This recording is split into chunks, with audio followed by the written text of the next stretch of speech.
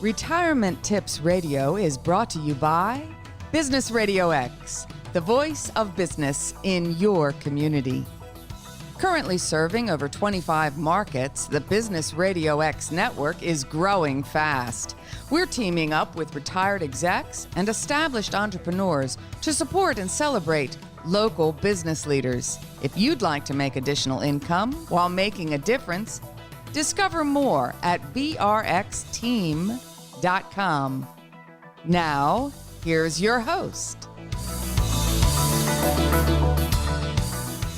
Lee Cantor here, another episode of a Retirement Tips Radio, and this is going to be a good one. Today on the show, we have Jane Johnson, and she is with Business Transition Academy. Welcome, Jane. Thank you so much, Lee. I appreciate the opportunity. Before we get too far into things, tell us about Business Transition Academy. How are you serving folks? Oh, sure. So I co-founded Business Transition Academy about 7 years ago now, Lee, to specifically educate business owners who are looking to exit their businesses, because there's such a lack of information in the marketplace on that topic. And I myself had exited my business back in 2004, and I couldn't believe how little I knew about how to sell my business, even though I had been in a CEO group for 7 years. So our mission today is to educate business owners on this very important topic so they can be sure to get enough money out of their business to meet their financial needs for the rest of their lives. So now when people exit their business, is this something that is a spur of the moment thing for a lot of people where they're like, you know what, I've had enough, next year I'm going to sell? Or is it something that people have been aiming for a long time? Well, it's a mixed bag, Lee, but I would say that most people wait too long and they wait for some kind of a trigger event that gets them really moving toward the exit.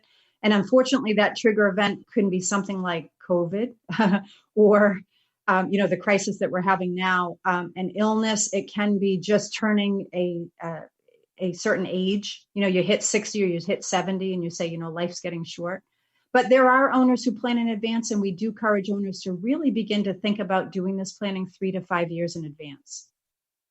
So 3 to 5 years in advance, at least start having conversations with folks like you, or start thinking about it? Like, what are some of the baby steps that an owner who at some point knows maybe in the back of their head that there's going to be an exit, but isn't maybe ready to face that yet? Sure. And it's absolutely about starting to have those conversations with their advisors.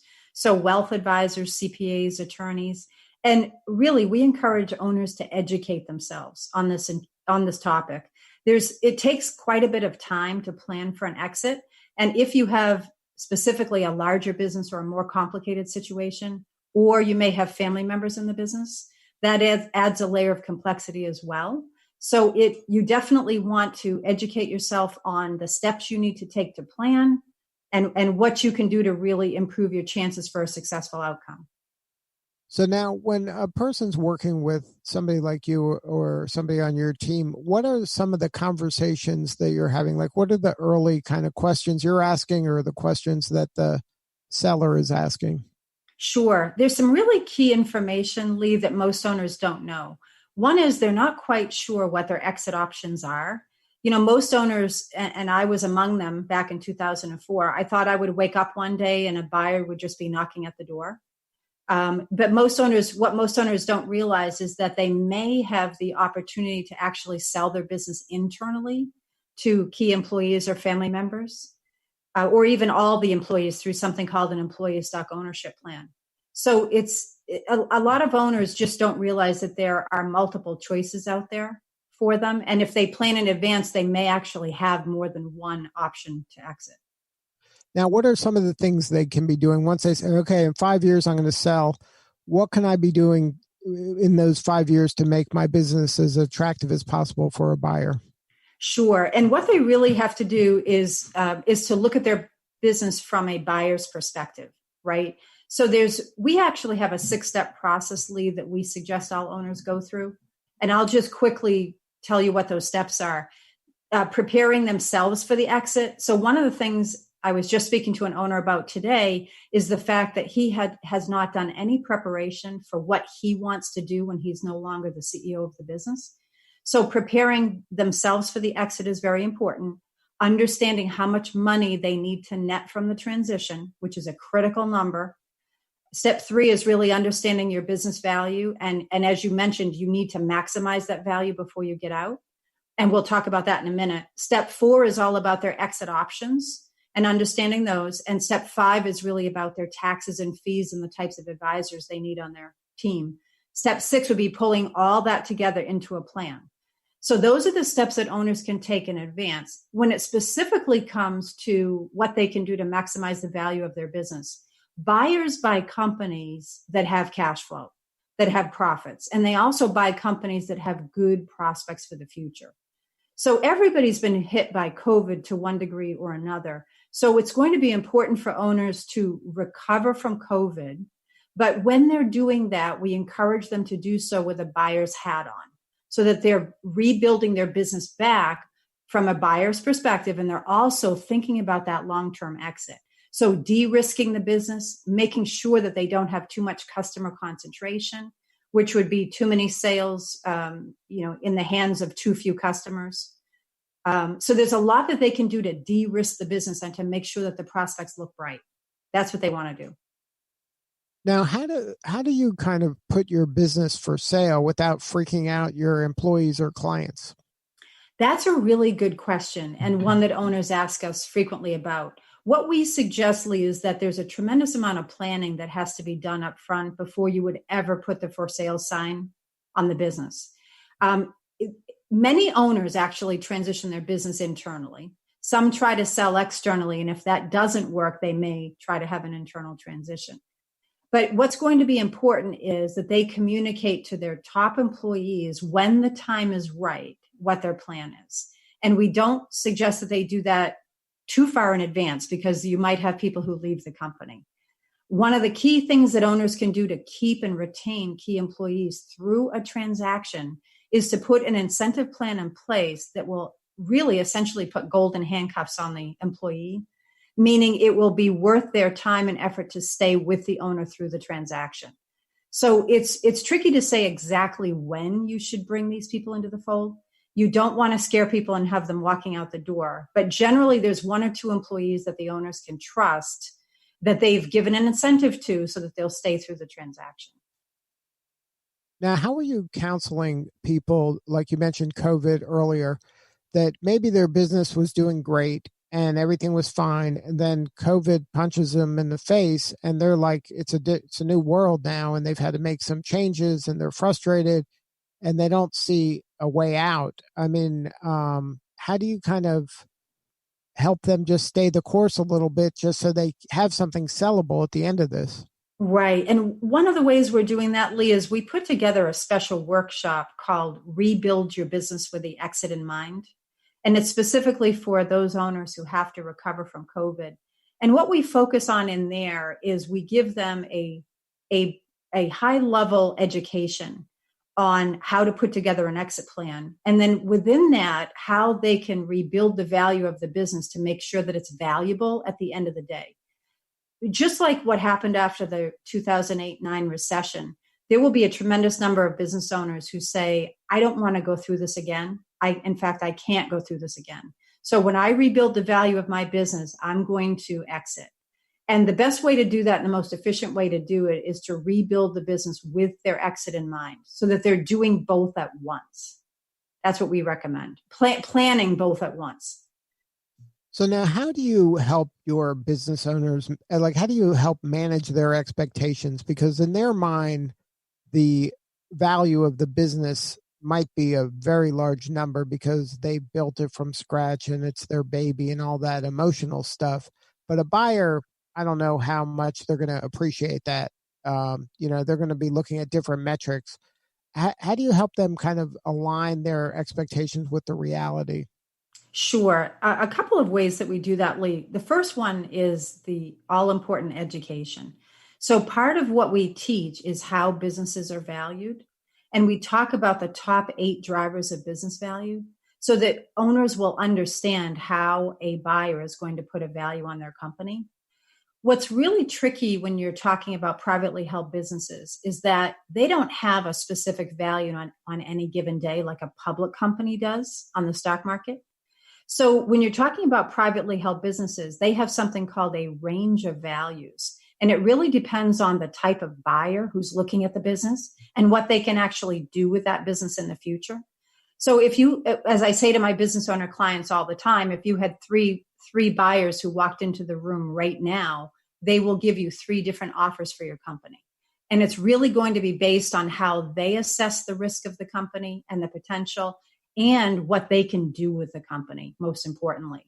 So we educate them on all these important topics so that owners come to realize how a buyer is going to look at it. The second thing we do is that as part of the membership in the academy, owners actually have a free business valuation tool that our members use. So what they do is they enter information about their business, both qualitative and financial, and then the tool will actually give them a baseline valuation. And it will also produce a 25-page report as to what they can do to improve the business and increase the value. So what are some of those 8 criteria for valuation? Sure. So the main one is financial performance, right? So all buyers, as I mentioned, want to be sure that there's cash flow in the business. And by the way, if you've been hit by COVID, what you need to do, as you may have been told, is that you have to track any additional expenses that you've incurred so that you can justify to a buyer why you're adding those back to your profit this year. But profits is the main thing, cash flow. That's what buyers are looking for. But they're also looking for growth prospects. They're looking for processes and procedures. They're looking for a strong management team so that the business is not too dependent on the owner. They're looking for future potential we talked about and low risk, as I mentioned. So there's compliance risk, there's tax risk, environmental risk. What we do is we cover all the areas of risk in a business, IT, cyber, so that owners know these are the things that I have to address before a buyer comes knocking. Because Lee, the buyers leave no stone unturned when they look at a business that they want to buy.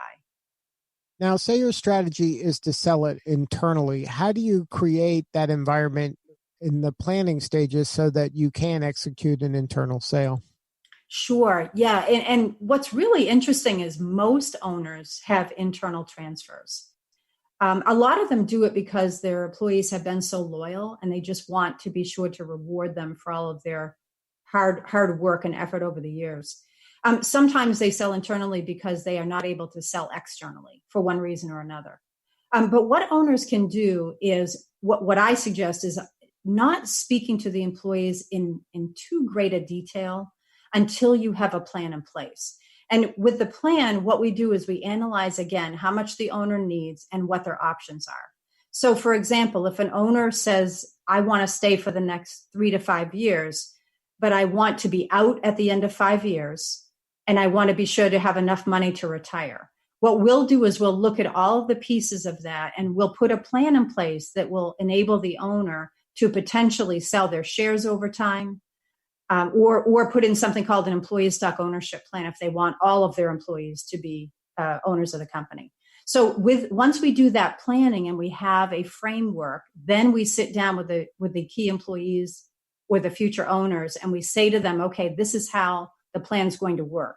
And in many cases, these owners are being tremendously generous by offering bonuses to these employees to help them buy the company. Because in many instances, Lee, as you can imagine, the successors don't have a lot of capital of their own that they can put toward the purchase. So now, what size of a business is this an appropriate tactic for? Well, it's really interesting because I have businesses in excess of $100 million that are doing these plans and those that are less than $1 million. So when you're talking about privately held businesses, these internal transfers can be a strategy really for almost any size business. In the lower, when we're talking $100 million companies, that's squarely in the middle market. We're not talking huge companies here. But $100 million company is a good size business here. So now, who is a good prospect for you for Business Transition Academy? Where are they at from a mindset standpoint in this process? Yeah, it's interesting. I would say the owners of any privately held business who don't feel that they have all the education they need around how to exit their business would be good candidates. And as I mentioned, Lee, we've worked with companies up to $200 million in size who did not have this information, and those that are $500,000 in size, and everybody in between. So what I find is that there's such a lack of information in the marketplace about how to prepare for this very important exit that almost every owner that I talk to tells me that they do not have the knowledge that they need to get out, without really joining and getting that education. So we say that really our site is for every business owner of a privately held business. And is a good place to start your book, Cashing Out of Your Business, Your Last Great Deal? Is that a place where they can go and get kind of an overview of your philosophy and maybe what is at the heart of the Academy? Absolutely. That's a wonderful place to start, Lee. It's a very short book, and it's about 76 pages or so, less than 100 for sure. And what owners can do is that will give them a high-level overview of the 6 steps that we recommend all owners use to plan for their exit. And it talks about success stories and mistakes, things that owners didn't do that they should have done in the planning, so that they can also learn from the experience of other owners. So that's a wonderful place to start. We also have a tremendous amount of content that's free on our website. So there are under the resources section and also over 200 blogs. So there's lots of great information that's simply free for them as well, Lee. And then for a lot of people, this is their nest egg. This is their retirement. Is that right? Oh my gosh, absolutely. I would say that in the last 10 years, I've probably only seen less than 5 owners out of 100 who had saved so much money that they didn't need anything from the business transition. But most owners are definitely dependent on getting money out of this transaction. And some owners are highly dependent, which means if they don't get what they need out of this business sale, they will not have enough money to retire. And like you said, the sale isn't like a clear-cut sale. It's kind of an eye of the beholder, and you can do some things to really help your cause if you know what you're doing. You certainly can. And if you do your homework and you really think about which options are the best for you and the ones that you want to pursue, you can tailor what you do toward the buyer that you're trying to attract. So once you know how the buyer looks at the business, private equity buyers are different than strategic buyers and who are still different from internal buyers. So it's really important to understand who your audience is when you're trying to maximize the value. So the website, once again, for the Academy? It's businesstransitionacademy.com. Good stuff. Well, Jane, thank you so much for sharing your story today. You're doing such important work. Thank you so much, Lee. I appreciate it. All right. This is Lee Cantor. We will see you all next time on Retirement Tips Radio.